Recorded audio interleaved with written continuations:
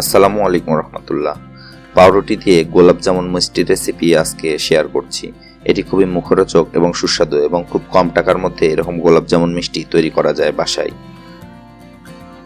এর জন্য আমি 4 পিস পাউরুটি নিয়ে নিয়েছি। এর সাইডের অংশটি কেটে রেখে দিব। এটা ফেলে দেওয়ার দরকার নেই, এটা দিয়ে আমি চাইলেই পরে ব্রেডক্রাম্ব তৈরি করে নিতে পারবো।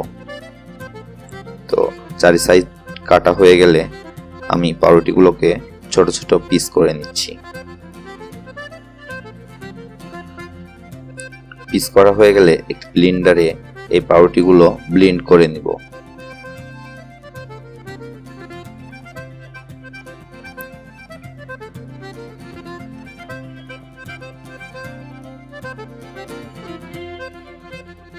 ব্লেন্ড করলে এটা খুবই মিহি হয়ে যাবে এবং ঝরঝরে হবে। তার সাথে যুক্ত করছি 2 চামচ গুঁড়া দুধ। গুঁড়া দুধটা অপশনাল, আপনারা চাইলে নাও দিতে পারেন, তবে গুঁড়া দুধ দিলে এর ফ্লেভার এবং টেস্ট অনেক বৃদ্ধি করবে। শুকনো উপকরণগুলো ভালো করে মিশিয়ে নিচ্ছি। এবার জাল করে রাখা দুধ দিয়ে আমি একটি ব্যাটার তৈরি করব। আমি অল্প অল্প করে দুধ মিশিয়ে এই গোলাপ জামুনের ব্যাটারটি প্রস্তুত করব।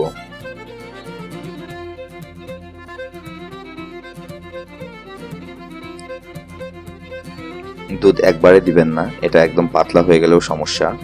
আবার মেপে মেপে অল্প অল্প করে দুধ দিয়ে এটার ব্যাটার তৈরি করলে ব্যাটারটি খুবই চমৎকার হয়। ব্যাটারটি প্রথমে খুব আঠালো হবে, এর জন্য আমি 10 মিনিট রেস্টে রেখে দিব। এর মাঝে আমি শিরা তৈরি করে নিই। চিনি শিরা তৈরির জন্য আমি 1.5 কাপ পরিমাণ পানি দিচ্ছি এবং আধা কাপের চেয়ে একটু বেশি চিনি দিয়ে দিলাম। তার সাথে একটি সুন্দর ফ্লেভার দেওয়ার জন্য একটি সাদা এলাচ যুক্ত করলাম। বলক উঠে গেলে নামিয়ে নিব। শিরাটা খুব গাঢ় হতে হবে না। হয়ে গেছে শিরা তৈরি। এবার আমি যে ব্যাটারটি প্রস্তুত করে রেখেছিলাম সেই ব্যাটারটা দিয়ে ছোট ছোট করে গোল গোল মিষ্টি তৈরি করে নিব। আপনারা চাইলে লম্বাও করতে পারেন। এবং এই মিষ্টি তৈরি করার সময় অবশ্যই খেয়াল রাখতে হবে এটা যেন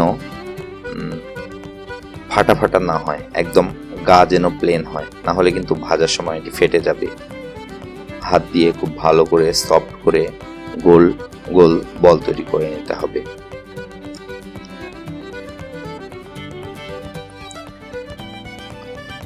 এভাবে আমি সবগুলো মিষ্টি তৈরি করে নিব। আমার 7 পিস মিষ্টি হয়েছে 4 পিস বা 4 স্লাইস পাউরুটি দিয়ে। এবার একটি প্যান বসিয়ে তেল গরম হলে সেগুলো তেলে দিয়ে দিচ্ছি। খুব বেশি সময় লাগবে না, অল্প সময়ের মধ্যে এগুলো লাল হতে শুরু করবে। এক সাইড যেন লেগে না যায়, এজন্য উল্টিয়ে পাল্টিয়ে ভালোভাবে এটা ভাজতে হবে।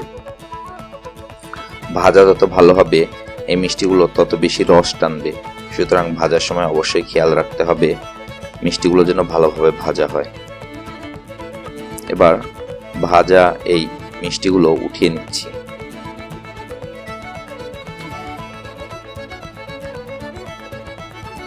মিষ্টিগুলো সব উঠানো হয়ে গেলে যে শিরাটা তৈরি করেছিলাম সেটা আরেকবার চুলায় দিয়ে বলক তুলে নিব। আর এই বলকের উপরে ছেড়ে দিব ভেজে রাখা গোলাপ জামুনগুলো এবং 5 মিনিট জাল করলেই এটি একদম আরো ফুলে উঠবে, দেখতে চমৎকার হবে।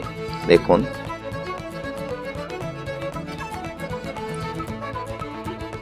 এটি কালার কত সুন্দর হয়েছে।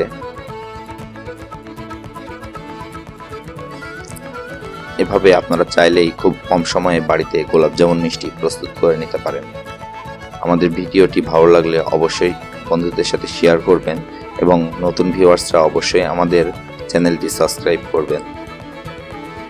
আর মিষ্টির স্বাদটি আপনাদের কাছে কেমন লাগছে তৈরি করে অবশ্যই জানাবেন। আমি একটা মিষ্টি কেটে দেখাচ্ছি। দেখুন ভেতরটা একদম কত সুন্দর মিষ্টির মতো ফ্লাফি হয়েছে, দেখে ভালো লাগছে।